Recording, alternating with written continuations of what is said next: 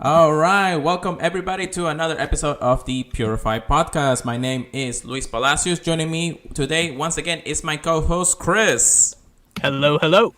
And Chris, today, actually, we have a very, very special guest. Please, everybody, welcome the one and only Speedist Chief. Hi, everybody. How's it going? Woo! Speedist Chief, how's it going, my man? Hey, thank you so much for having me on. This is going to be a lot of fun. Yes, this is going to be a lot of fun. You are, again, our very first guest here on the podcast. So it is beautiful to have some people coming in from around the world, if possible. You are local, though. So, but at the same time, it's just nice to have other people watch us and, see what we can do here and there, So, Speedy, before we start, of course, I'm going to say this because I've almost forgot this. This is part of my intro. Today is April 19th. 2020. We're here once again to talk more things Pokemon Go related news and updates. And Mr. Speedy, if you can just go ahead and introduce yourself to everybody in the chat. Hi, everybody. So my name is Speedist Chief. That's my in-game name. My real name is Will, but all my friends call me Speedy. So I started uploading YouTube videos after regionals of last year. I do participate in the Sylph Arena and do Go Battle League as well, but the Sylph Arena was my first kind of foray into Pokemon Go PvP, and it really gave the game a whole lot of new life for me. I really enjoyed kind of raiding and grinding Stardust before, but PvP just really just kind of helped me to immerse myself in the game. It's really, really fun. I really enjoy it. It takes up a large amount of my time, but I really enjoyed it so much that I started making videos. I did my regionals recap, and then local friends kind of encouraged me to start uploading more videos, so I started doing that. And it's kind of grown since then. I had a lot of support, some great marketing ideas, and again, it's really the grassroots support that grew the show. Without my friends that watched watched the channel early on, it wouldn't have happened the way that it happened. So I'm always thankful to everybody in our local Tampa community. I'm actually not a Tampa native. I actually moved here in 2017 in the summer. So I guess a transplant, if you could say. But my Pokemon Go community here was one of the first group of friends that I made when I moved here, and I'll forever be thankful. So thank you again for having me on. I'm really excited to all things Pokemon Go PvP and Pokemon Go in general. Well, we are happy to have you for sure. Of course, the first time you and I met was when we went to, when I went to Tampa, but we went to a park where Mr. Trainer Club was there.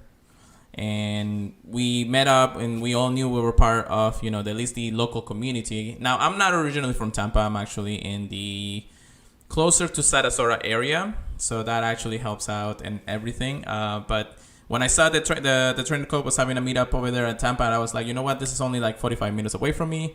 It's not too bad.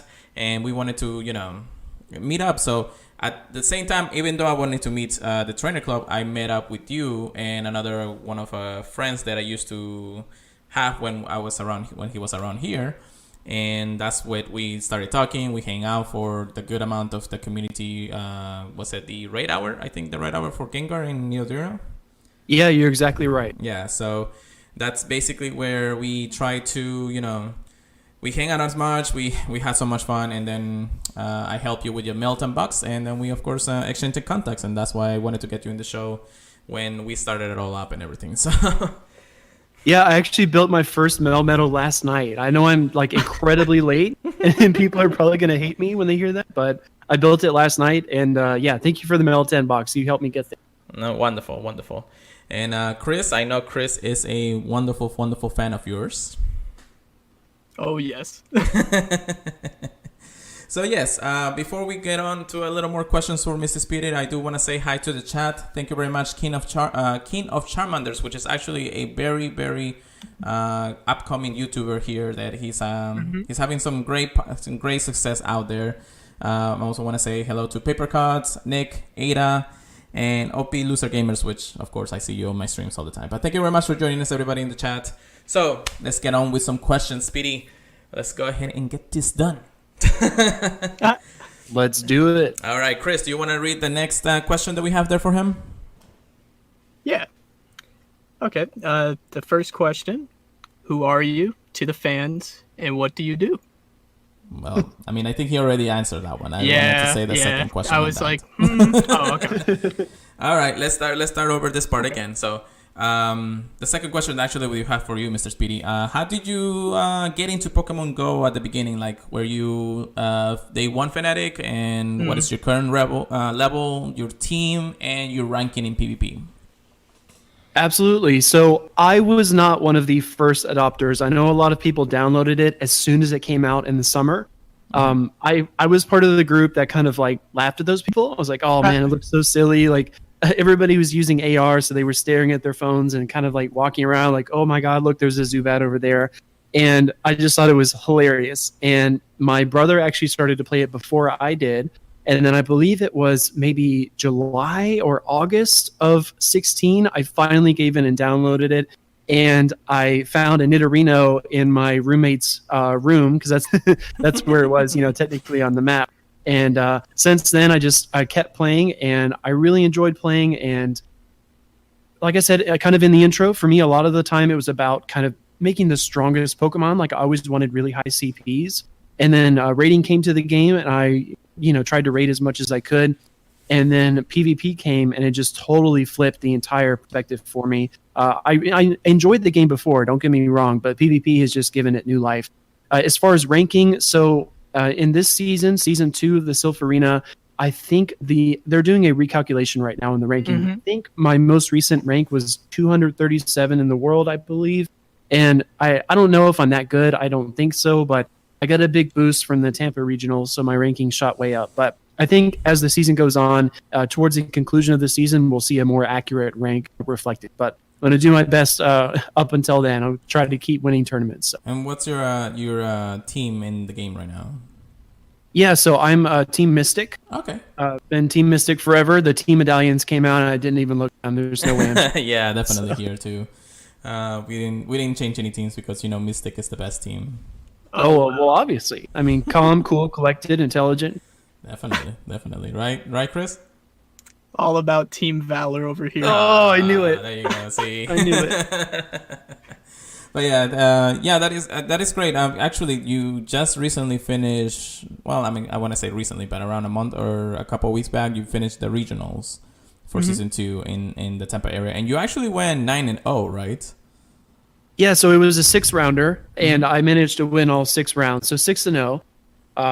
But yeah, no, it was really crazy. And going into it, I didn't feel like I had any chance of winning. I kind of just, honestly, with everything going on with coronavirus, I kept thinking about last year, being around everybody and like just the experience of going to Next Ridge Games and just walking into that building, and it's just packed full of people and everybody's really focused, and it's just really competitive environment. I kept thinking about that, and I really wanted that to happen, but obviously that can't happen right now. But I know that when we get to our real tournaments in person again, it will happen. I can't wait for that. But I just walked into it just with the same feeling I had last year, just so happy to be around everybody in the chat and everything. And I just played as well as I could and kind of figured it out as I went. So I know the tournament recap video kind of makes it sound like I had everything figured out, but as I was watching my battles, I was like, oh, it just kind of made sense after.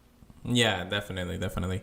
And I watched the video for the regionals, and that was actually a pretty intense one. Now, did you do the regionals right before the release of Stunfish or right after? I can't remember if it happened. I believe ours was right. I think it was right before. Somebody can correct me in the chat if I'm wrong. It was really, really close. I think we did our regionals on, was it the 7th or the 15th? All the days run together. Yeah, definitely. Oh.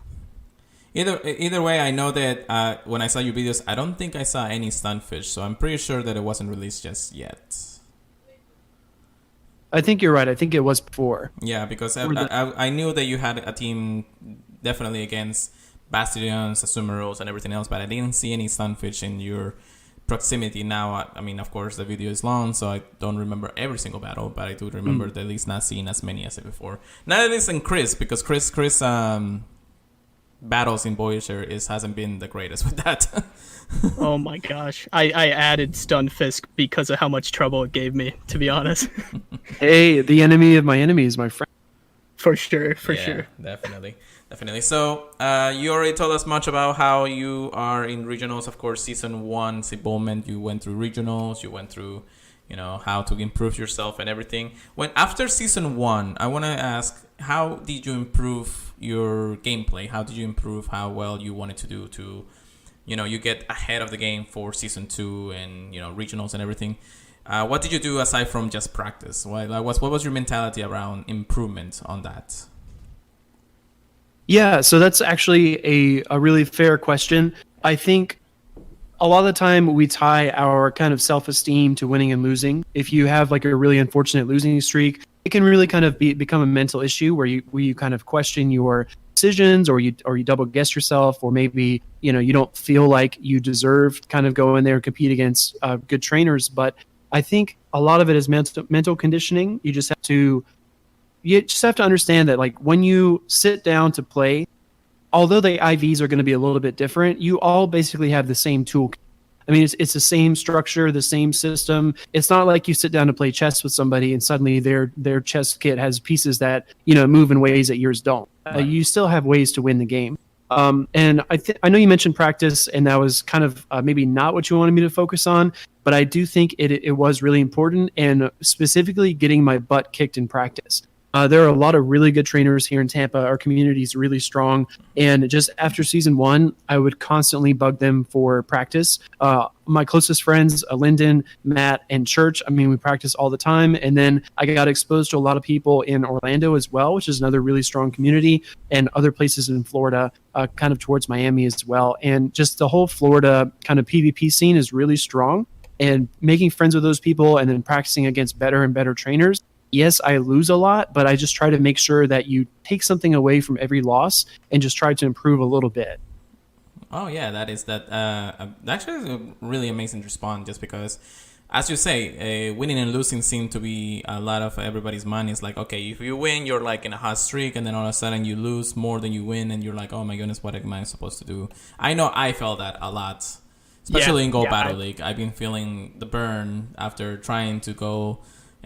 Since the announcement of walk-in requirements got erased, and you were able to do all sets in a day, I got the burn after probably midway through Great League, and I was just like, I was trying out teams, trying to get the levels up. Of course, the very few ones are simple, just because the mechanics better than some of the people who are just starting Go Battle League, and then. Once you get to the higher rankings, you're just like, oh my goodness, I'm going against this again and again and again. But it's just about practice, making sure you know your moves, your Pokemons. I told Chris that all the time, and everybody who listens to this podcast, of course. But you're right. I mean, if you want to improve, might as well do it in a way possible that just comes out of that mentality. Winning or losing, it's going to happen. Mm-hmm. But at the same time, you are going to need to figure out a way to balance your... both that mentality and a way to improve in the long run. But thank you, Speedy. That was actually an amazing question, an amazing answer for that. Yeah, I think you raised a really good point. If I could just make kind of one more kind of side note. So Go Battle League is a very different experience from Sylph Arena. I don't want maybe trainers to play Go Battle League and get frustrated with it and then think the Sylph Arena is going to be the same way. Right. So the thing with the Go Battle League, I love it. I think it's a really great feature, and it can really help you to improve, especially with things like switching or energy management. But what it comes down to is you can pick 3 Pokemon, and you can go into a matchup where you get hard countered every single time. And because it's blind, there's nothing you can do about it. Yeah. And when that happens 2 or 3 or 4 or 5 or 6 times in a row, it can start to affect your self-esteem. I know I get really frustrated sometimes when it happens. It feels like the game and the world is kind of against you. But in that same sense, the Sylph Arena, you have teams of 6, and there's actually an element of prediction that plays into it. And if you trust your opponent to make a balanced team where they kind of all of their roles covered, then kind of in the battle, you might be able to predict their next move sometimes. So the Sylph Arena is very different in that sense than Go Battle League, where it's just blind. But then if you take that same team from your Go Battle League that you just got crushed with and go up against a different opponent, you can totally just wipe them. So it's really, really it's like rolling the dice, and you can't let it kind of affect your kind of outlook on battling as a battle. That's just my opinion. Do you think that Niantic will take a page out of Silk Arena at one point and actually start previewing the Pokemons that you are going against at some point? So I've had some friends ask me that as well. I think that's something that a lot of battlers are pushing because Silph Arena came before there was a Go Battle League, so a lot of battlers are familiar with the Silph Arena format. But Niantic, I think we have to keep in mind the perspective. So Niantic is a company that's built this enormous game, and there's so much to do. There's shiny hunting, Stardust grinding, raiding, Team Rocket battles. There's just an endless amount of things to do, and PvP is one facet of that. And I think what they're trying to do right now is they're trying to kind of open those floodgates and get more trainers into the system. And if you start requiring people to have 6 Pokemon for a specific league, then it can get really difficult for them because if they only have 3 or 4 good ones that they like play with, they might not want to do the Go Battle League anymore because it's so resource intensive. Yeah, you're right on that. It's kind of to a point where we understand that Niantic has its own core mechanics, and those mechanics will expand and far and long even after everything that's going on in the world. PvP is one, and it has actually been a great way to interact with the game than having to go out and play it all the time. So I see your point. I understand that when Niantic ever decides to make PvP or the Go Battle League a more esports thing, that's when you're gonna see the bigger changes out there for sure. I agree, and I do think they missed kind of one key opportunity with the Go Battle League. I was really excited because we battle pretty often. I was really excited to see like a different layout besides just the 2 patches of grass with the white lines. Do you guys remember the Pokemon Stadium in Super Smash Brothers? Yes. So just imagine if you went into your Go Battle League match and suddenly it was like this big stage, everything was metal, and there was like grass on top and all the stadium lights around you, and it would just be so exciting to battle in kind of that background. I know it's kind of a minor thing, maybe I'm just speaking to myself here, but I think they kind of missed an opportunity there, and I hope they implement something like that in the future because I think it'd be really visually pleasing and get people engaged. I didn't know I wanted it until you said that. There you go. Yeah, actually, I do feel like that actually could be a more visual opportunity for them to expand on. You're just not battling somewhere out there in the world, even though it's a Pokemon Go, so you go out and play against them. But the Go Battle League is basically a new core mechanic in the game that you battle against people around the world, and even if you can't meet them and it's random, but yeah, I understand. That kind of visual thing seems like pretty good in that sense when it comes down to it. So all your answers, all of those are actually amazing, and your opinion on the Go Battle League and the Silk Arena has kept us going. So Chris, you want to read question number 4 for him? Yeah.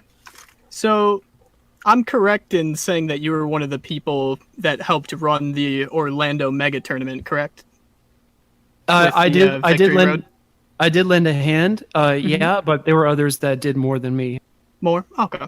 I know that's kind of where I came into contact with your videos and everything. I saw you running around everything. I just remember that being just an amazing tournament with all the people that showed up. No, I had a wonderful experience, and it was several weeks of planning, and I want to say that again, to my point where I helped, but not in the ways that some other people helped. Actually, our local Tampa community leader, Lyndon Ryu, he actually sat out the whole tournament. He's probably the best player in the city, and he sat out the whole tournament, didn't even want to compete because he dedicated his entire day to making sure that the tournament went really smoothly. So a lot of our locals kind of made sacrifices. There was another one from South Florida. Kachino Mum actually pitched in quite a bit of money to like their equipment, get our staff shirts, get everything going. And it was really just a group Florida effort. A lot of people in Orlando helped as well. I don't know if you guys are familiar with a trainer named Zeta. He lives in Orlando, but he helped tremendously with the stream. And then, then we had Go Stadium come by to broadcast everything. It was a really, really special day. Well, unfortunately, I was not able to go into the Orlando one, but I know Chris was there for the entire. It's mostly because I had to work, and unfortunately, life kind of gets in the way sometimes. So, no, definitely. Yeah, but it was awesome how many YouTubers actually ended up fighting. Like, Like I'm trying to think of them all. Like oh okay, haha, and Twitter famous at least. Yeah, Casey's pretty awesome. And then you had Purple Kyogre went on stream. Yeah. Yes. Yeah. You had Caleb Pig on stream, Valor Ash.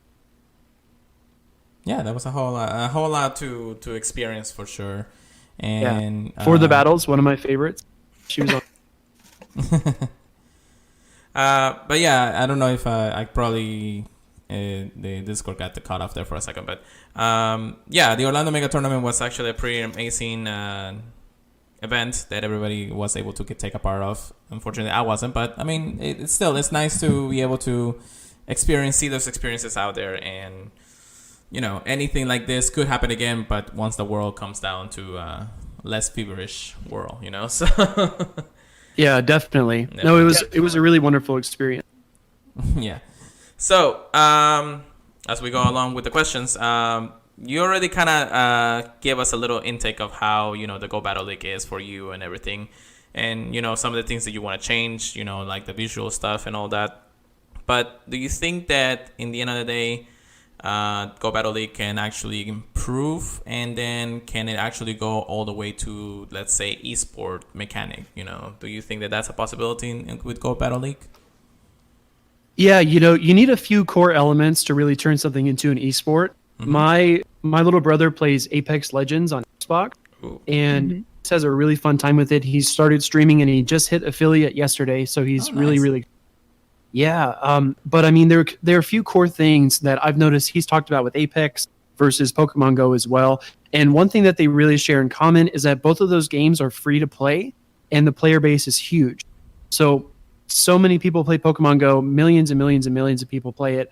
And I really have looked at Go Battle League for a long time as kind of the large funnel that's going to take that big player base and kind of funnel them towards PvP. And I hope that continues to be the case. I know a lot of trainers have actually gotten more interested in the game since it happened. A lot of people like me with the Sylph Arena, a lot of people have picked up Go Battle League for the first time, and they said, man, this is great. Like, I need to go out and catch things, and I need to power them up so I can fight, and I can just, you know, continue the cycle. I think in terms of really making the game an esport, I think, as we mentioned before, PvP is one aspect of the game, and Niantic has a lot that they're working on. I know right now they are stressed as well because of, you know, the conditions with everybody's workplaces where not everybody can go in and work because of the virus. Definitely. But they made some really great improvements so far to PvP, and I think number one is going to be consistency. The game has to become more consistent for anybody to even consider it, because we've had, at least on Twitter, I've seen some people kind of approach the PvP scene and say, oh, is this something I can maybe, you know, start investing in? Can I build a team, and maybe we can sign them to our label so that they can go and represent us, and they can be, you know, kind of carry that banner forward. And they've kind of gotten scared off by the discrepancies in the mechanics of it. So I think once Niantic gets more serious about the game and actually makes it more consistent just overall, I think it could do really well. But it's really whatever they decide. I do feel like that the most that right now they need to work on, aside from, you know, being able to improve the game as a whole, is their servers just need to pick up the pace when it comes down to it. I know that they probably were been working in a lot since the release of Go Battle League, and because of the whole, you know, you don't have to walk and everything, everybody in the right mind might as well just be doing Go Battle League for that reason. So everybody's just like, oh, okay, we'll play. But then you see the amount of people they have to not walk, so that means everybody can play, and the servers just take a load on it. You know, it in that point, you know, the servers can only handle so much because everybody's in and everything like that. So I'm pretty sure that once all of this is stabilized, I'm sure that their servers can improve. But at the same time, I know that they're probably working into a bigger, stronger server for everybody to enjoy.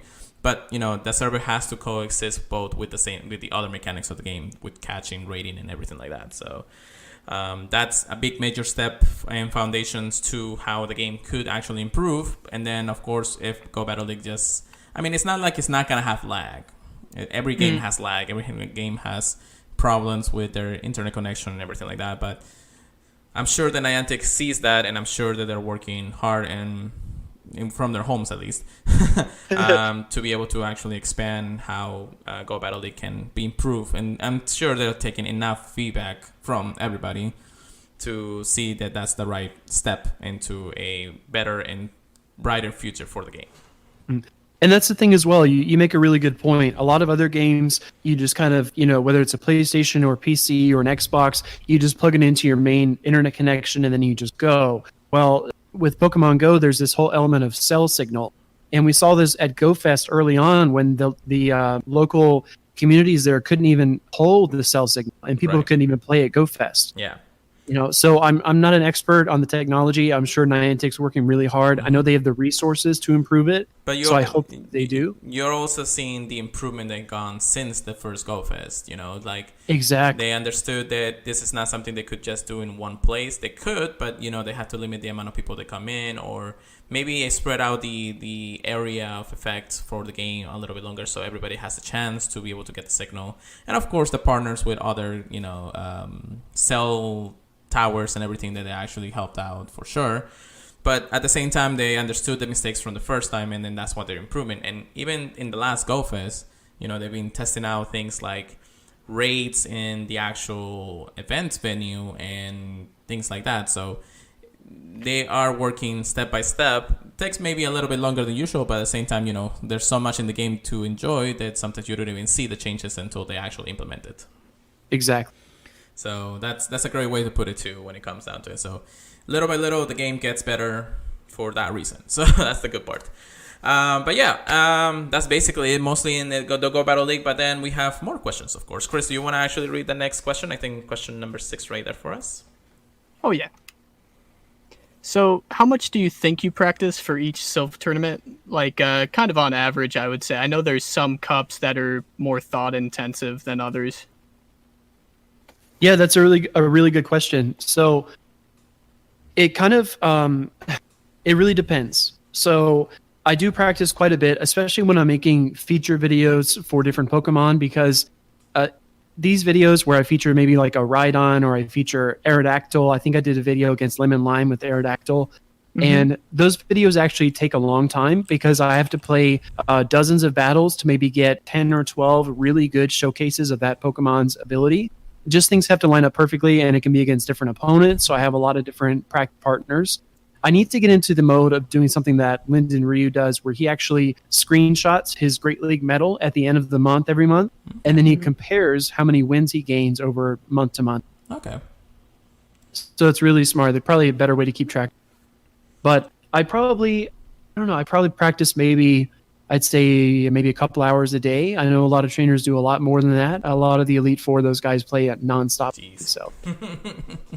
Well, it's an addictive game, and once you get the best out of one mechanic, that's where you're gonna roll with it. And that's how PvP really came to be, because the moment PvP came out and Silph Arena was a big showcase on it, everybody was trying to take out videos and everything, and that's how a lot of people that now, like Poke and King, they made so many videos to help the community, and it's been such a great help. Speedy, you yourself has actually helped. I'm sure that your own community has actually been grateful from the tips and everything that you actually implement to make sure that we are prepare for anything incoming in months to come, of course. Yeah, it's really funny because I'll cover something in my video and then I'll play somebody at a tournament and they'll use my strategy and I just kind of look at them and I get it. Double-edged sword. Double-edged sword. But then again, for all content creators, I mean, all these guys have to deal with it, guys and gals, where you have to kind of evolve your strategy. So it kind of helps you as well to kind of put out what you know and then force yourself to kind of evolve past that, if you will. Definitely. And as practice as it takes, and you just gotta analyze the metas correctly, and each meta is gonna have a different thing to do. And of course, everybody who's dedicated to the Silph and PvP in general, they're gonna spend that Stardust to make sure they have the right months for the right metas. And I'm sure that since all this thing started, every time you see a Pokemon, you're checking IVs. Okay, are these good IVs for Go Battle League, or is this good IVs for PvP? Just the two best ones when you come down to it, so. Yeah, you're exactly right. I do scan every single thing. I run it through the IV checker if it looks even a little bit promising, and I keep it if it's good. I do the same. I do definitely the same. But yeah, so that's Silph tournament practices, and then of course we have a couple extra more questions here. Do you go out of the way to check a lot of shinies chances, or do you go more for the Pokemons that need PvP? Yeah, that's actually a good question as well. I mean, I think everybody who plays the game has certain favorite Pokemon. When Rhyhorn Community Day rolled around, Rhyhorn was one of my favorite Pokemon growing up. Mm-hmm. So I made sure to catch as many shinies as I could that day. That was really important to me. But there were some other days, maybe Torchic Day, things like that, where I really didn't kind of push as hard. But I think the PvP IVs is probably my superlative. I know for a lot of trainers, if you're a hardcore raider, you're probably looking for the 100%. If you're, shiny catcher, shiny collector, living decks, those kind of style players, you're probably looking for, the best shiny rates you can get. But for me, if it's a normal one with good PvP IVs, I'll take it. If it's a shiny with good PvP IVs, that's just a bigger flex. Yeah, no, that's definitely right. When at least I got into Silk Arena pretty early when they started, and when PvP was actually just starting out, that was the best way to implement it. Now in our community, of course, we don't have like the greatest PvP community in the world. I don't think everybody does that. Only to, let's say if you see the mega tournaments and all that, but.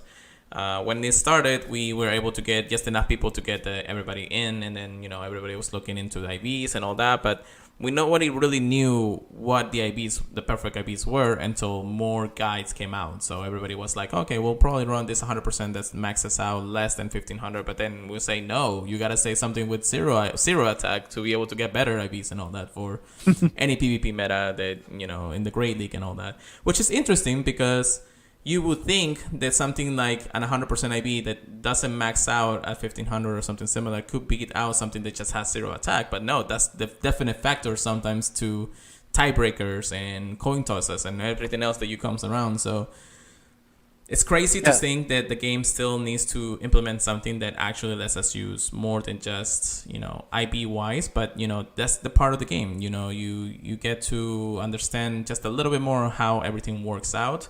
And once you actually get something that's good in whatever meta you're going for, it just, everybody's just like, you will just jump for joy when it comes down to it, of course.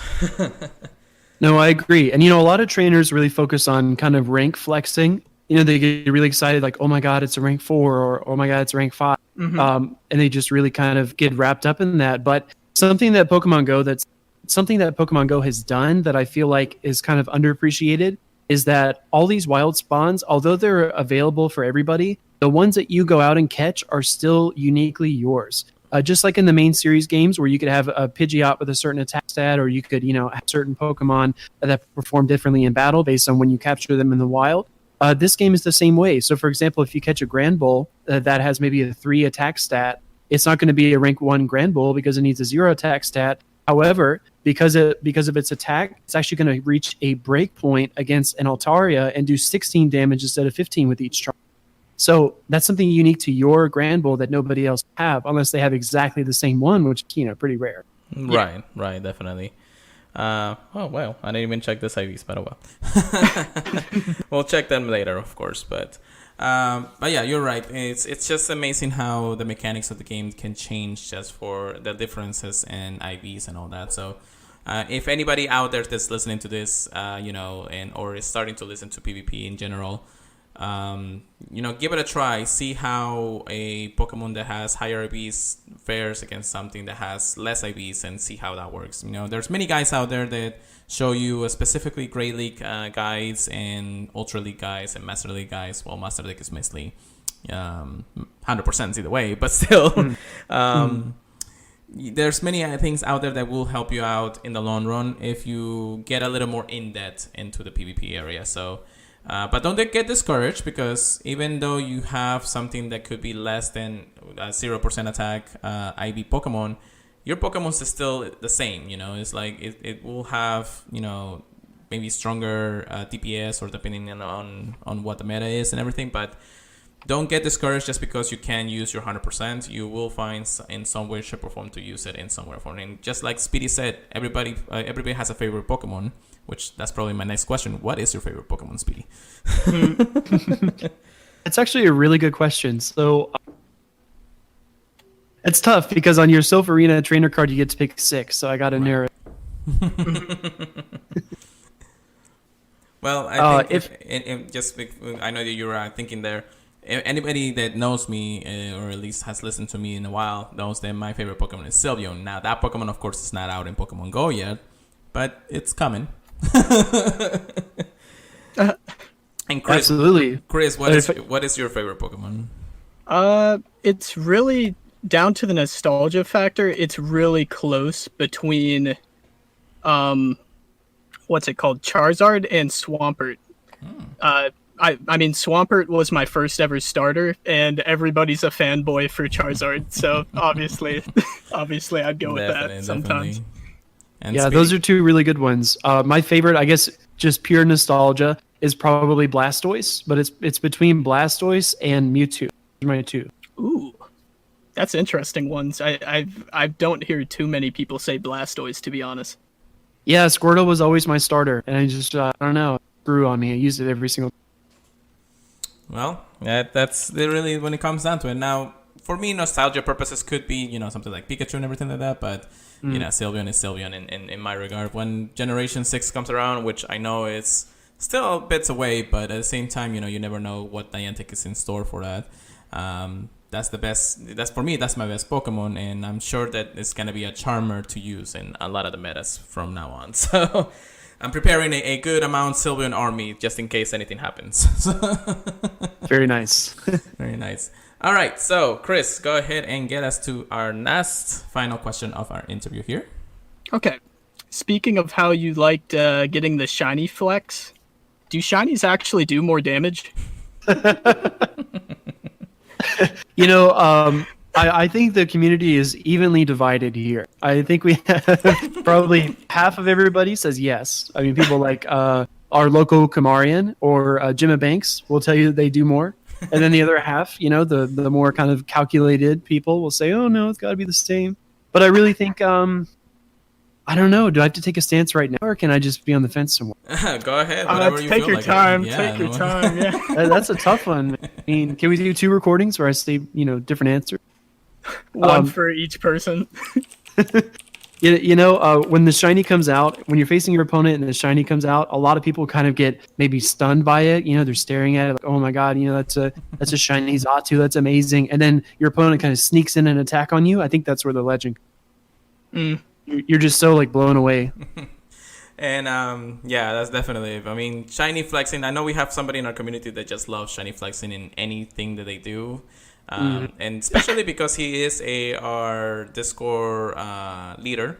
He actually at first wasn't too much into PvP. He did the first 2 Silk Arena tournaments, and then after that he was off from PvP until Go Battle League came out. And then when he got into Go Battle League, you cannot see how the bar of improvement came up super quickly the moment he started getting Go Battle League and tournaments. And then everything that that we have taught him over the years and everything that he's been able to learn over the time, he's implemented that with the shinies he's had. So he's shiny flexing everything. Awesome. Awesome, yeah. Before we continue on to our rest of the podcast, I do want to say, of course, thank you, Speedy, for answering our questions today. If anybody out there in the chat does have an extra question, we'll cover, of course, in the rest of the podcast. We'll, of course, now move on to the news. Before we go into the news, I do want to say thank you very much. Kino Charmander is still here in the chat. Anima has come around, one of my moderators on my streams. And then Matt Seward, thank you very much for coming by also. Oh, Matt, what's up? Yeah. Spice King. Well, thank you very so much for joining us on this special episode of the Purified Podcast. Before we continue, or actually, do you guys want to take a small minute break to get some water or anything? Oh no, I'm perfect personally. Speedy? Yeah, I'm fine as well. All right, perfect. So we're gonna go ahead and move on to the news, and today's research topics are going to be, of course. So we already have Speedy talking about everything Pokemon Go and Pokemon Silk Arena related news. But let's go ahead and get into a more interesting news. Now, Niantic, a few days back, they announced more information about how remote raid battling will happen in Pokemon Go. So the announcement came April 15, and as live from Pokemon Go blogs, trainers, we're excited to announce the upcoming changes to Pokemon Go in our continued effort to prioritize Pokemon experience that can be enjoy in individual settings and from home. You'll soon be able to enjoy the following: and they have a lot of bulletins when it comes down. First of all, we have remote raid passes, which everybody's been talking about for the last few weeks. Bonus field research task, body system improvements, CP requirements. We're gonna get all into this in just a moment, of course. And star pieces, lucky eggs, improvements. Like, there's a lot of quality of life updates here that it feels like we could probably talk for another hour, of course, but we're gonna go ahead and try to keep it as minimum as possible for everybody to enjoy. So first and foremost, of course, is remote raid passes. The way that this one is going to work, and I'm gonna get everybody's opinion on this in just a moment. The access to raid passes will be in your nearby. So the remote raid passes you're gonna have, there are gonna be a couple of bundles for 1 Pokecoin for them eventually, of course. But you're only gonna be able to raid the ones that are nearby you. Now, they did mention that invitations will come out, but I don't think they're gonna come out as soon as the implementation of the remote raid passes. Now, Chris and Speedy, whoever wants to start, who wants to have the opinion on this one first? I feel like I'm gonna be playing devil's advocate here. So, Chris, what do you think so far about this part of the implementation of the remote raid passes? I gotta say, the only thing that I'm a little bit sad about is that you're gonna have to buy completely new passes for it. But it makes sense, And I do like that they're limiting it so people can't just raid everywhere from their homes, because I do feel like that would be a little bit overpowered, especially if we ended up having like another raid day. Like, instead of having to walk or drive to each raid, you can just hit everywhere within like 20 minutes. Oh my gosh. That would be crazy. So overpowered. That would be crazy. What about you, Speedy? Yeah, I'm kind of in the same boat as Chris. I mean, I think it's a really interesting feature. It feels like social distancing on steroids, because with the with the previous gym update, we could be twice as far from the gym as we would normally, and still be able to activate it. And in my mind, I saw maybe large communities where people wanted to raid, maybe in a city somewhere, where instead of all standing next to each other, you could actually kind of space out. And I think that was probably Niantic's maybe vision. They have a lot of data on how we move and where our cell phones are at any given time, so they know a lot more about how we actually behave with raids. But this whole remote raiding just kind of feels like an extension of that. I do think it's an interesting concept, and I study business in college, so to me, this is definitely a business move. Niantic's pockets have to be hurting. I mean, people go out and raid. It's like a very active thing, and people that don't play Go Battle League are, what are they doing? They're not spending any money on it. So I understand that this is as much a business move as it is a move for us. I do have a question for you guys, if I could maybe turn the table here and just ask you what your thoughts are. So once this is implemented and people really enjoy it, if, for example, this lasts maybe a couple months and then they take it away, how do you think the community will respond? So we did discuss that a little bit earlier in a few of our podcasts, and we were, at least speculating how the community is going to react to being taken away in this whole mechanic. One of the things that we strategized, or let's say we thought about, is that because this is also helping the remote raid, like the rural players and somebody who can barely even see a gym out of their area, that's gonna help them actually at least enjoy the game in a way that they don't have to go as far to go for a raid or something similar for it. I did mention that maybe invitations will be coming soon to the remote raid passes feature, but I think that it's something that I know that could take away at any point after this whole thing ends.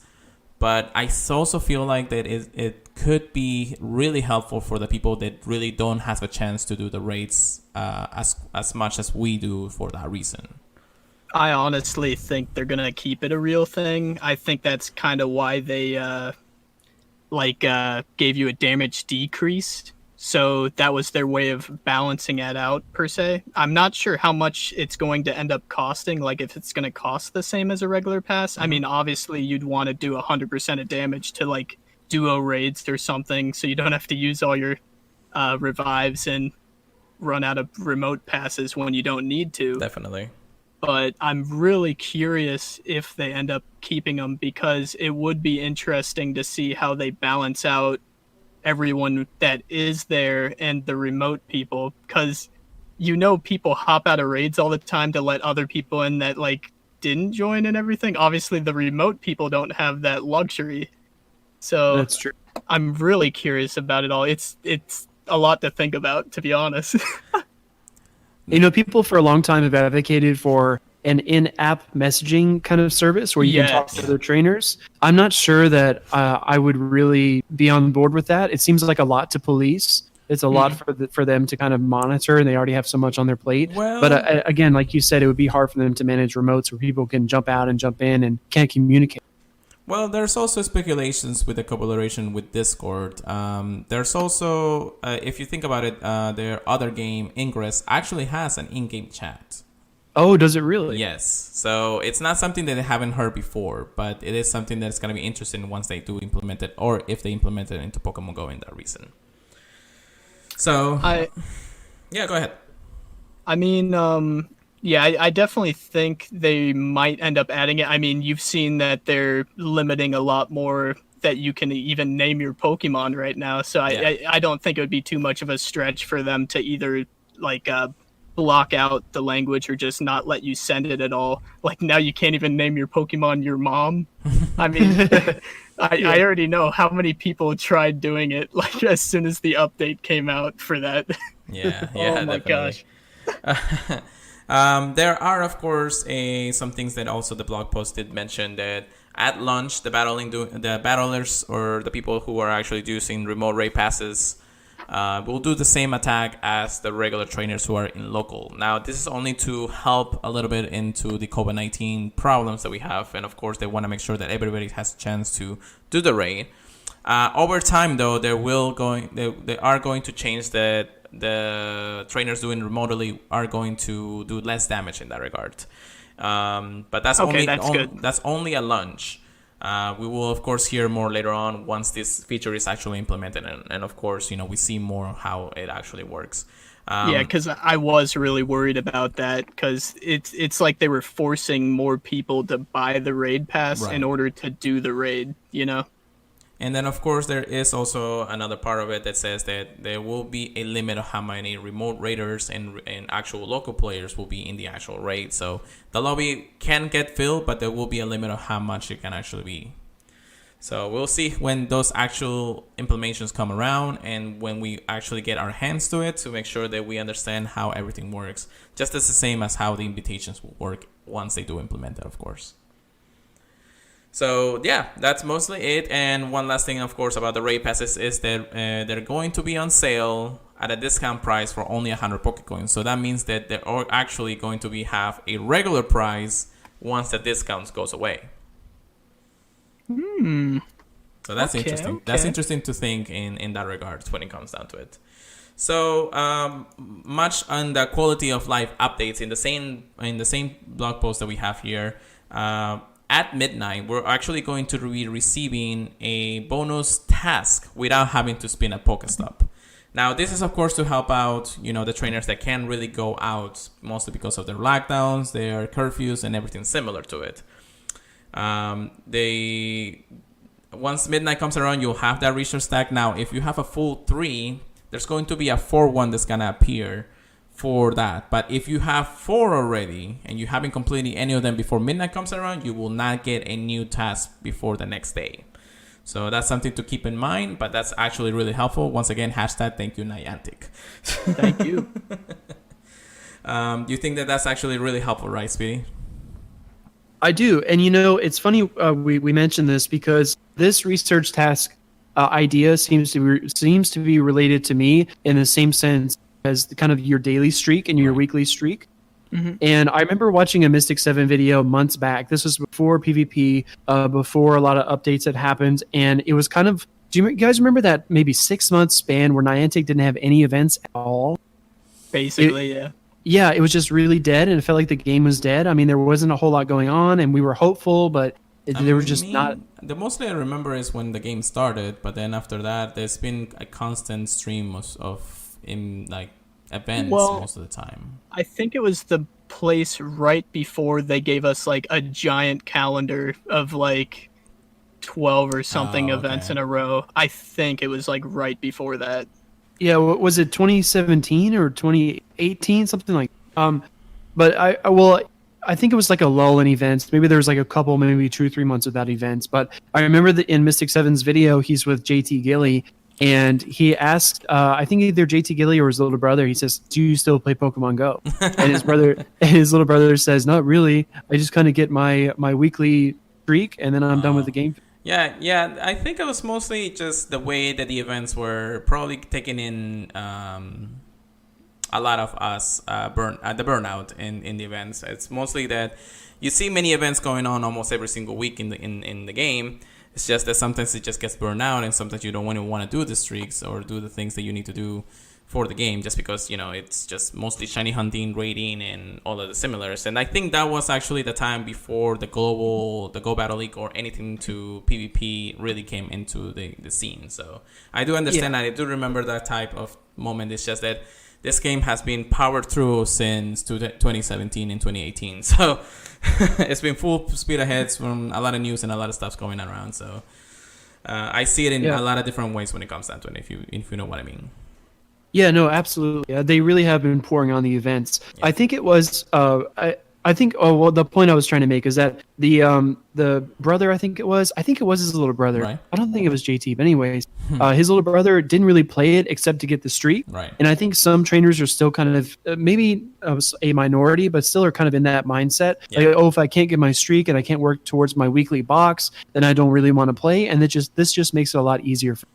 Also, because the research boxes have been heavily lower than usual because you don't see they as have much been nerfed. Legendary. Niantic, please stop nerfing. We don't want a Alolan example. Yeah, please. Although I want the shiny, but I don't want it again. I know, right? We need a 50% shiny rate, and then I'll take. There you go. I agree completely. All right, so we're moving on a little bit more. Of course, we have also the buddy Pokemon will bring you gifts once you start running low. Now, this is to help out, of course, again, players who can't really get out and spin Pokestops for the gifts. So it's going to be an important feature that the buddy system is going to actually bring you gifts so you can send them away. And that way, anybody who needs gifts, of course, will get them from the specific places. Now, they did say that it's gonna be the nearby Pokestops out there. So that's the question that a lot of people have is like, is it just going to be to the near Pokestops or the nears or anything in the world and the overworld? So we don't know exactly when the feature will go live, but we're having many questions of how it's actually going to be implemented in that case. And it's helpful because not a lot of people can do the same things that we're doing and have 2 Pokestops in our area when it comes down to it. So yeah, and I think there are a couple of facets to this. When these updates come out, I always try to ask myself, was this pre-planned or is this in response to the virus? Exactly. So, yeah. I think it's kind of an important kind of mental distinction to make. I do think the buddy system has given people another reason to be on the game, and I think this new buddy feature gives you kind of two different improvements. So first of all, it's going to make it more, it's going to make you spend more screen time on the game. So people are going to be like, oh, I just got some items. Oh, my buddy did this. I'm going to play the game more. And secondly, for people that are constantly running out of Pokeballs at home, or maybe they're running out of revives or whatever it might be, this is going to help refill your bag even more quickly so that you play the game even more. So from a business perspective, it's pretty clever. Yeah, that is definitely true.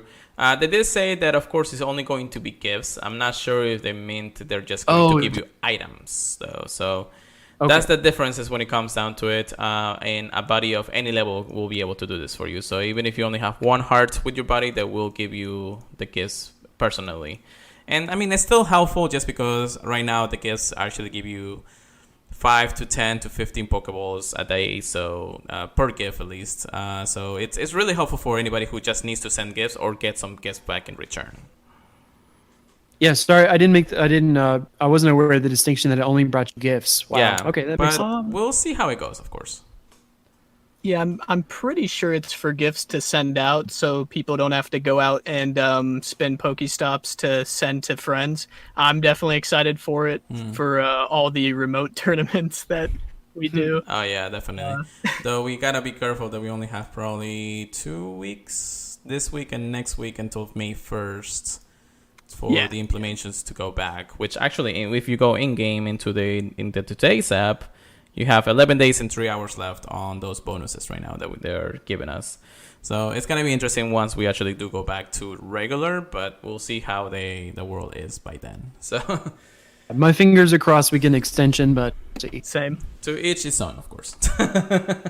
All right, so the biggest quality of life update, and I'm sure Speedy has actually taken care of this, of course, is that now you can power up your Pokemons faster. That means that we can actually put in all the Stardust, all the candies in one power-up only to be able to power up all your Pokemons at the right CP level that you want them to. Thank God. Yes, please. Yes, Did you guys please. ever experience max out procrastination? I think that's what people are calling it. Yeah, definitely. Where you just didn't do it because it would take you like 20 minutes. It's more like I didn't have the dust to do it all at once. Right. I love maxing out for PvP. For raids, not so much. It's more like, hey, buddy, we gotta wait 5 minutes because I gotta power up this Pokemon before this. Yes, so true. Yeah, definitely. And I think this is a feature that everybody has been wanting for a while just because I remember even when Mystic 7 was in Japan for the first time for the Mewtwo's, and he was powering up his Mewtwo just to see how it fell around in raids. And he was just like, literally probably 2 or 3 minutes because he sped it up, of course. Seeing him just actually powering up his Mewtwo throughout this whole thing. So everybody was just like, oh my goodness, this is taking forever. And just imagine, that was minutes in the video. Imagine how long it took him to actually power up in real life. So Exactly. that's the crazy part.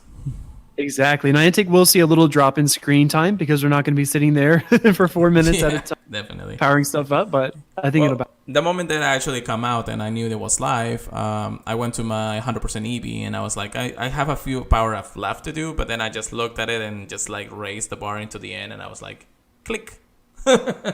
So satisfying. So satisfying, yeah. Although my Stardust went under 2 mils, so I was like, maybe I shouldn't do that anymore. But yeah, so that's also another quality of life update. Thank you very much, Niantic, once again, for something like that. Mm-hmm. And then, of course, we have activate to be able to activate multiple star pieces, Lucky Eggs, and Incense through this to the extended effect duration. Now, when the first block released, they said that you could do up to 100 items, which is in technicality over 24 hours. Nobody's gonna play the game for over 24 hours unless you're a madman. True. Which it has happened before, but still. But it is possible to now put up more than just 1 star piece, 1 lucky egg, or 1 incense when it comes down to it, just for the reason that you always have to wait until the last second that it runs out to put a new one, and you're wasting precious time to put the next one in unless you're hatching eggs at that moment or catching a Pokemon in that moment, and you're just like all over the place. So it's another quality of life update for everybody here. Yeah. I the only thing I'm nervous of is, you know how you'll start like an incense or something, you'll turn off the game for 1 second, and then 10 minutes go by and you check your incense again, you're like, uh-oh. That's exactly what I'm sure worried it about. has happened to all of us at one point. No, I've been in plenty of community day vehicles where every half hour it's like a drill sergeant. Star pieces and incense right now. Don't miss it. That. Nah, for community day, I just have a chill, nice walk through the park for 3 hours, and it's not easy in here in Florida though. Oh, okay.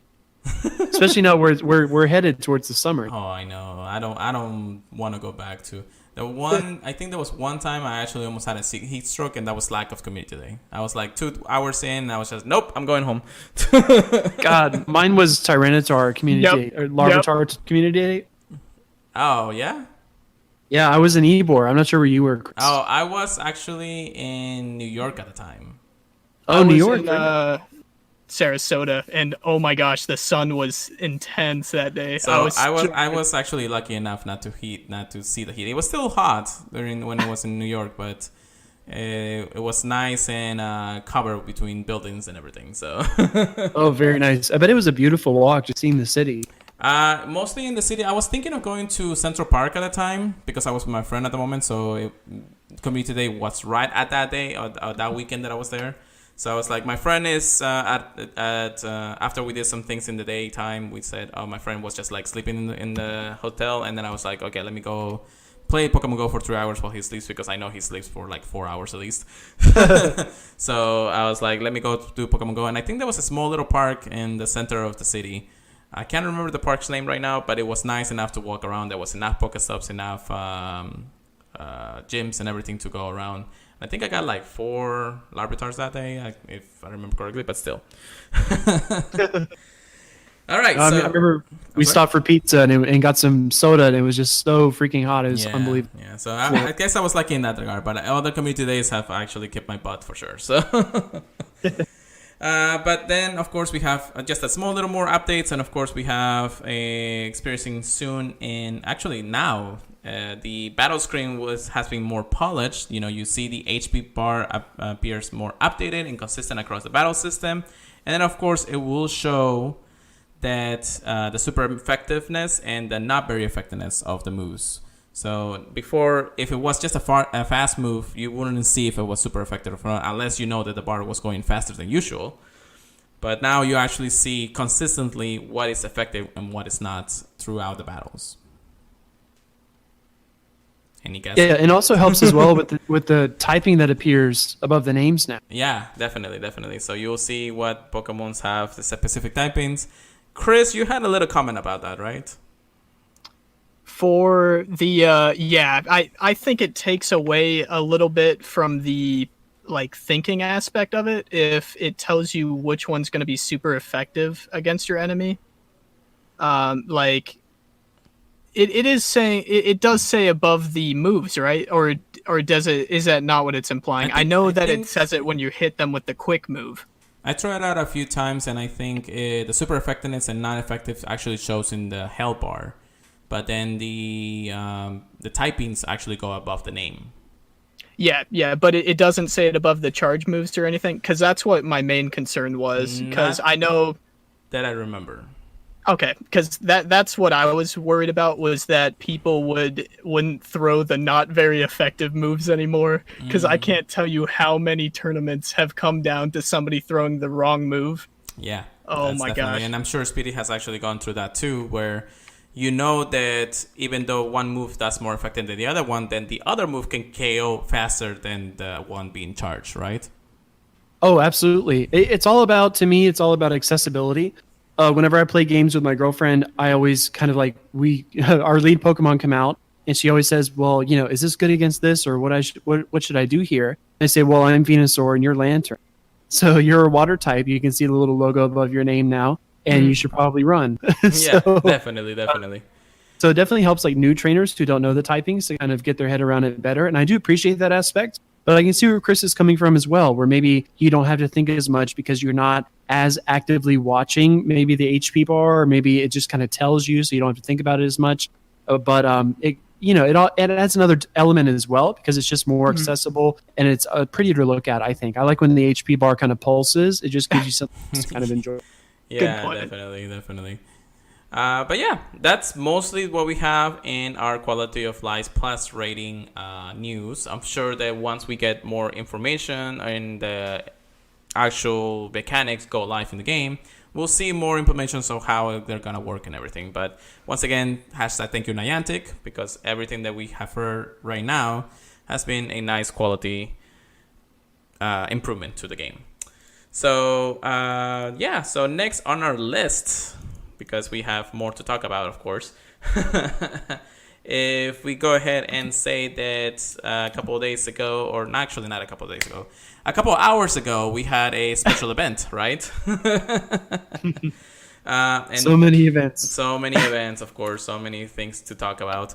But the recap of our incest day, I can't say the word anymore. Yeah, we made sure before the call to be certain to pronounce it very succinctly. Yeah, so I'm trying my best here, guys. So bear with me, of course, but don't worry about it, Lewis. But the event was live from 11 p.m. 11 a.m. actually, local time, to 5 p.m. local time, where we were going to have a specific times where, or at least an hour each for the duration of the event, where a specific Pokemons were going to come around. Now, if if I can get back to the blog post. Unfortunately, I actually just lost it. But yeah, there it is. Thank you very much. So the first hour, actually, in addition to the event, Centric was going to be spawning more frequently. So it's basically like a Centric community day, if you think about it, just because of the way that we see it. But each hour, we're going to see different Pokemon. So the first hour, we're going to see water types. Second hour, fire types, grass types, psychic types, and ground types, so on and so forth for the next few hours, of course. And each one of them, we're going to have special spawns like Poliwag, Tentacool, Seal, and of course, their lucky, incredibly lucky part of Clamperl. For the fire ones, we had Growlithe, Ponyta, and Houndour, and then the lucky being Liquid. For the grass one, we had Oddish, Roselia, and Lilipep, and then our lucky one, unfortunately, was Ferroseed. And then, of course, the psychic type, we had Slowpoke, Baltor, and Bronzong. And then, of course, our lucky one will be Gatita, which is a brand new Pokemon that was just introduced not too long ago. We had our Bug type, which were Caterpie, Lediba, and Skorupi. And then, if we're lucky, Joltik. And then, for our ground type, we had Wooper, Barboach, and Hippopotas. And then, of course, if we're incredibly lucky, the Drillbur. So, each one of them were spawning different Pokemons. Each hour was interesting to see. In my personal experience with it, I did see every single type of those Pokemon they mentioned. And, of course, some more the others, and center it all over the place. But how do you guys fare out with this event for you guys? I loved it. It was a good event, in all honesty. SPD? Yeah, I mean, I thought it really demonstrated kind of the unique kind of spawns that a lot of people don't see. So I know in Florida we have a certain biome. We see a lot of bugs, a lot of grass. And if you were to go up north somewhere to, maybe even as far as Alaska, you get a lot of different spawns. So for us, I think it was kind of cool to get a good variety, and it was kind of paced out throughout a few hours. So if you wanted to play the game all day, you could. Or if you just wanted to catch certain things, you could. I was a part of the latter group, so when the bug hour came around, I popped an incense because I wanted Joltik. Right. Galvantula is actually pretty fun in PvP, so that was one of my objectives. And I think the event kind of gave a little bit of something for everybody to play with. If you really wanted to catch your favorites, or if you wanted to catch specific things, you could do either one. So there's a lot of flexibility, and it was a well-rounded. Yeah, definitely. I played through this whole thing mostly because there was nothing much to do than just take care of my nephew. So I was just like popping an incense every hour. A lucky piece too, just because the more Pokemon you catch, the more you need. And but yeah, I like I said, I experienced every single one of them in that regard. And I saw the Liquids, I saw the Clamperls, I saw the Ferroseeds, unfortunately. I saw the Gatitas and Joltiks and Drillburs. I think I got like 3 Joltiks, but they were all high IVs. So they were... Yeah. Unfortunately, I was hoping. Yeah, I was hoping for a low IB one, but I don't think I did see one... For PvP? PvP one, or at least in the Great League. Now, I do have the incredible lucky to have a 98 Joltik. Ooh, very nice. Yeah, so I'll see how that fares out. I'm pretty sure it's probably better for Master or for Ultra League, but we'll see. We'll see how when it comes down to it. But this was a nice little event to change up. Let's say we miss Community Day, and this is the best way to implement that. There were shiny checkses everywhere, and I got 3 shiny Sentrets out of this whole ordeal. What about you guys? Very nice. Dude, I haven't had shiny Sentret since it got released. I play pretty much daily. And I finally got one this event. I think it was the first one I clicked on too. Nice. Oh my gosh. I didn't and then I found out it was boosted. I was like, oh, that's why. Yeah, Sentrets were boosted throughout the entire event. Speedy, did you get any shinies or anything relatable to talk about? Yeah, so I'm in the same boat as Chris. I got 1 shiny Sentry. All right, that's good. I was always hoping for the unique spawns. You always want more Clamperl and Litwick and things like that. Yeah. And whenever Sentry would pop up, you're kind of bummed out, but there was always that shiny chance. Kind of. The funny thing is, every single one of the shinies that I got, the shiny Sentrets, were gold plus.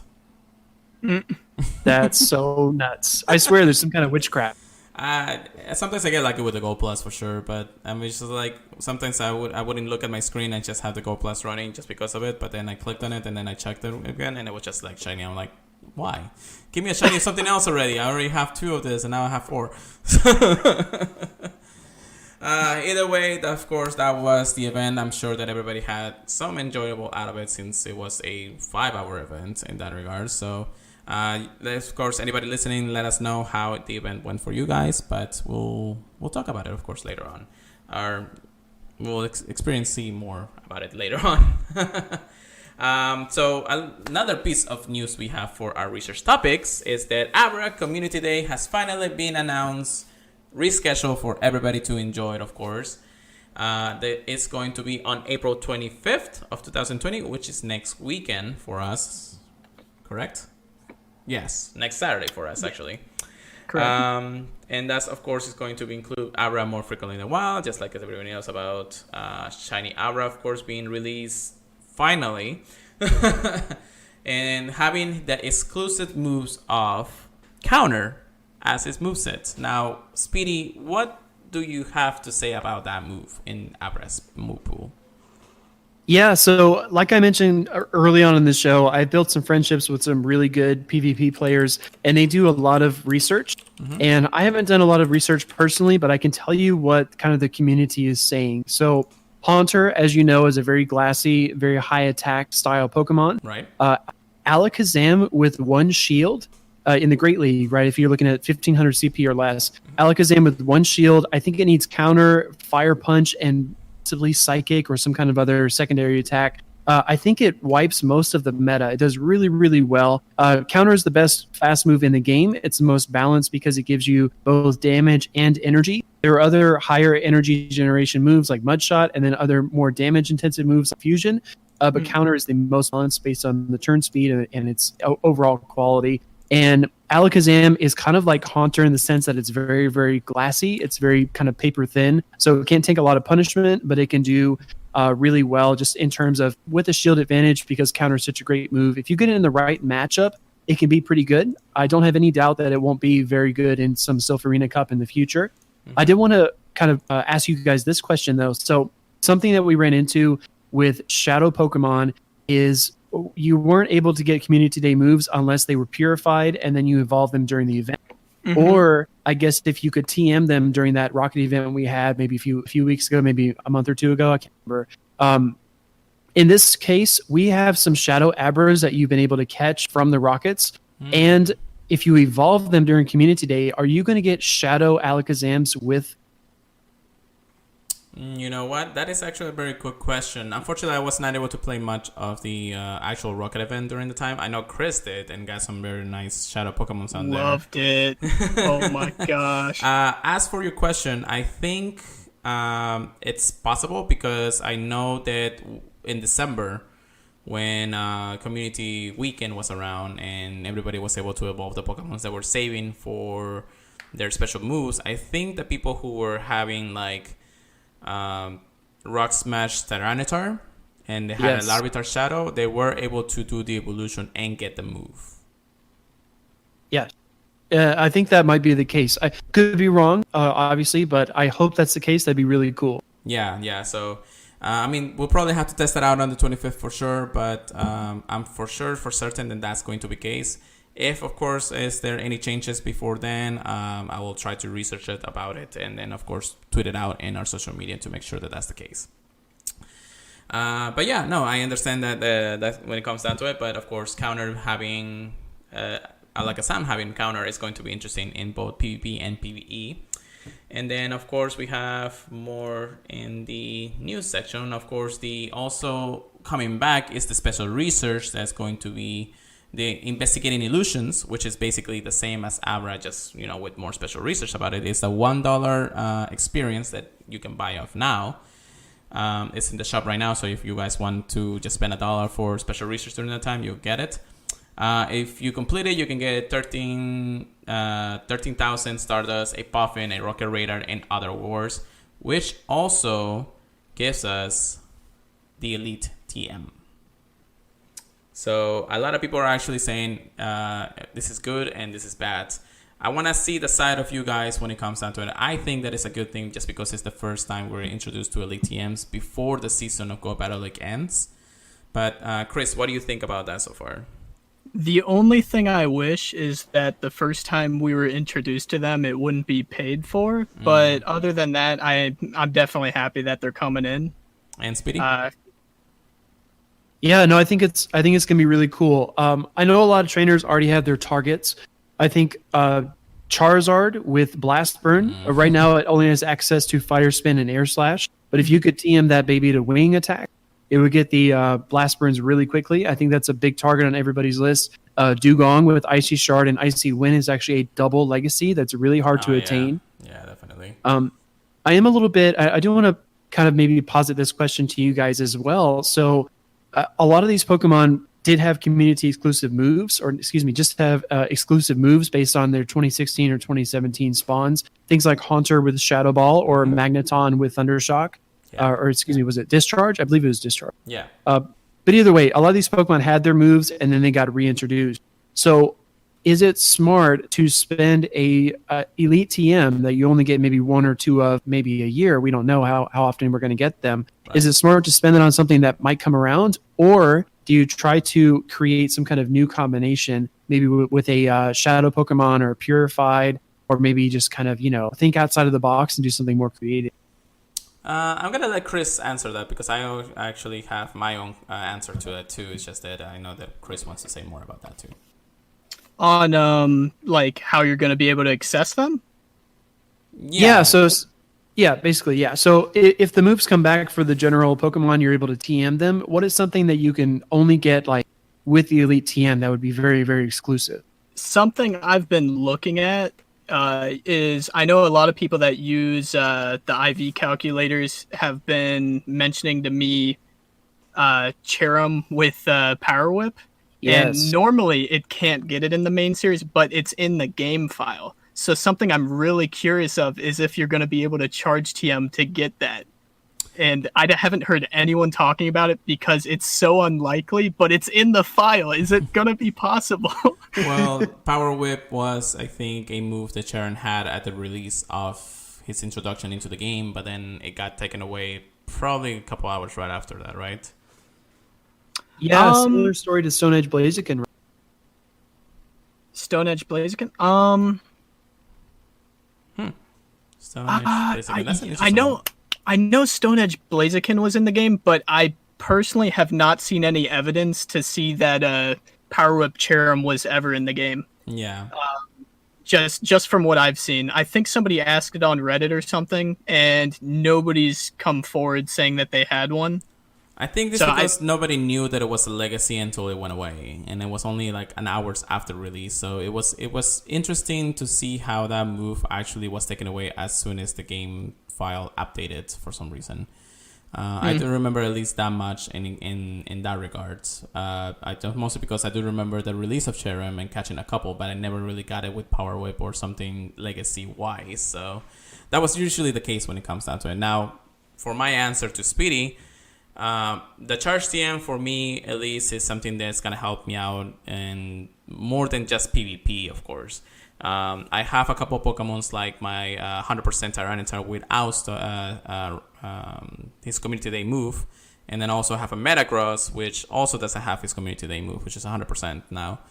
I always wanted those to have their Community Day moves because I know they're more powerful that way. I know they're 100%. I know they won't fare out in the lower rankings, but now that we have the Go Battle League and Master League available to us, that's something that I want to make sure that I have it for in any case of points, of course.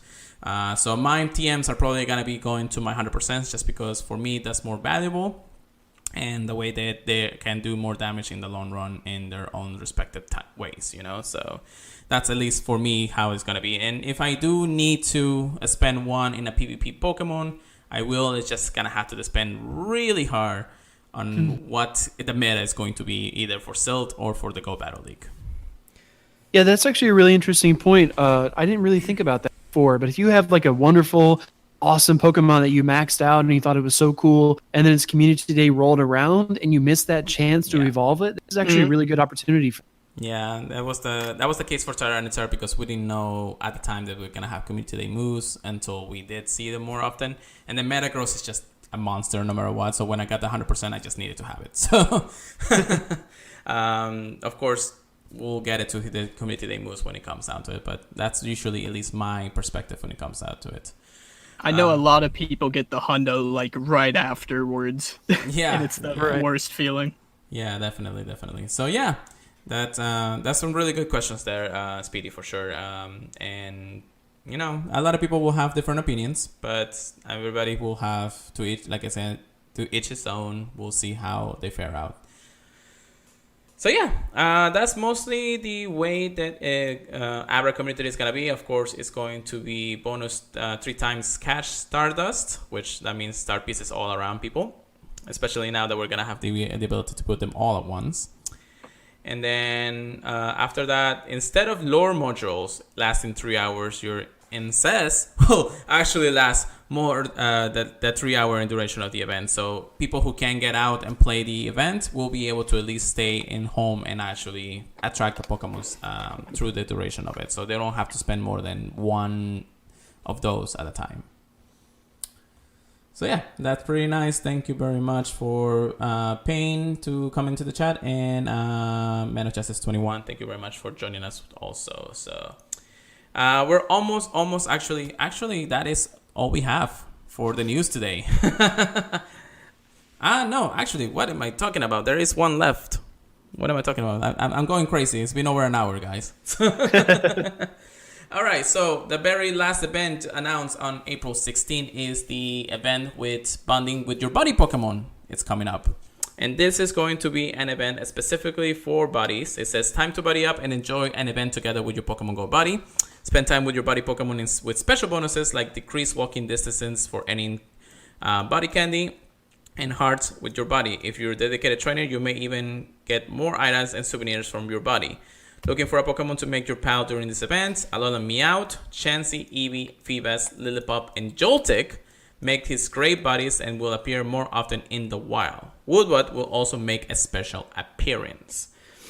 This is also introducing Volpe and Illumise, the Firefly Pokemons, which I know they already are part of the regionals, but they will be joining the fans in all regions of the world.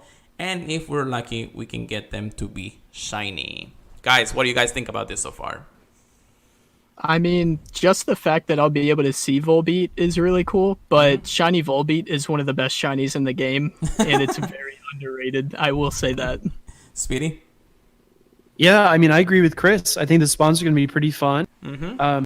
Always when I hear news, I always try to put it through a PvP filter and kind of think of how this can benefit me as a battler. That's where my mind goes every time. Well, you're going to see more Joltik, so you're going to basically see more chances of getting a low IB one. Yes, Chansey, man. You knew exactly what I was thinking. So, well, you've been talking about it for a while, so I understand. And then, of course, we're going to see, I think, Alola Meowth is going to be in the wild, so that's actually going to be pretty nice to see from now on. I do have a Volbeat that's actually from a friend's trade that they went to France. They were able to get a few couple. So it's kind of sad to see that it's not exclusive anymore when it comes down to it. But it's going to be nice if we actually get the shinies at that time. So on Tuesday, April 25th, from 8 a.m. to 10 p.m. local time, actually to the 27th, we'll see Volteon and Illumise found in specific regions appearing everywhere in eggs and reward encounters, and of course the shinies. First time encounter with Woodbed in the wild, and it's also going to be available in 2K number X after the buddy up is over. The following Pokemon will appear more frequently, which we already mentioned: Alola Meowth, Chansey, Eevee, Phoebus, Lillipup, and Joltik. The following Pokemon will be hatching from 5 games at a higher rate: Alola Meowth, Eevee, Phoebus, Lillipup, Joltik. Come on, Niantic, why do you have to make me say it twice? And enjoy an event exclusive refill research tags that reward Stardust encounters with Alola Meowth, Volpe, Illumise, and Woobat. The bonuses for this event, of course, are going to be the buddy Pokemon bringing out more surprises, souvenirs, and then of course being able to install more hearts into it. The earn a buddy candy will be halved it, so you don't have to spend so much to actually get it. Easier buddy to get excited, so that means that you don't actually have to spend 3 hours to get into the excited move without the buffing. If we feed it berries, of course it will be they will last twice as long in the map and earn twice the experience for evolving Pokemons, your buddy or otherwise. So yeah, a lot to talk about in that event. It's going to be starting on this Tuesday, which is going to be nice because we need another event going up, of course. And I think that it's going to be interesting and see how this event will fare out for sure. So I think, once again, I can finally say that we have all the news for today. Thank you so much for everybody in the chat, everybody who has come around. Speedy, thank you so much for joining us on today's podcast. Thank you very much for being our very first guest. I'm absolutely honored and humbled. I really, really appreciate it. This has been a lot of fun. You guys are. Yes, it's been amazing fun. And Chris, once again, I do want to thank you, of course, for joining us in today's podcast again. Thank you. It's always fun. And of course, if you want to email us, info@purifiedpodcast@gmail.com. You can go, of course, send us as much emails if you want to. We want to hear from you guys. You can also text us or voicemail us at 941-417-9243. Voice message will be greatly appreciated so we can actually talk about it in the podcast. You can find me, of course, at Pure Let It Go on Twitter. Chris, where can they find you? You can find me on Twitter at ChrisTO0517. And then Speedy, of course, can you plug in any of your information out there so they can find you? Yeah, absolutely. So on Twitter, I'm Chief, the number 2, Speediest. Twitter kind of scrambled my name when I submitted my profile, but it's okay. Right. So Chief 2 Speediest on Twitter, and then on YouTube, just Speediest Chief 2. Make sure to type the I, because otherwise you'll get Speediest Chef, and it's a bunch of cooking videos. That's great. That's great. But yeah, once again, I want to thank everybody for joining us and everybody who's been in the chat talking nonstop and everything that's going through. So thank you so much again for listening to the podcast. And of course, if you want to review us a little bit more out there, we are also an Apple Podcast, Google Podcast, Stitcher, and other podcast feeds. So thank you once again to everybody for joining us. And of course, we'll see everybody at a later date. Have a good night. Adios. Thank you.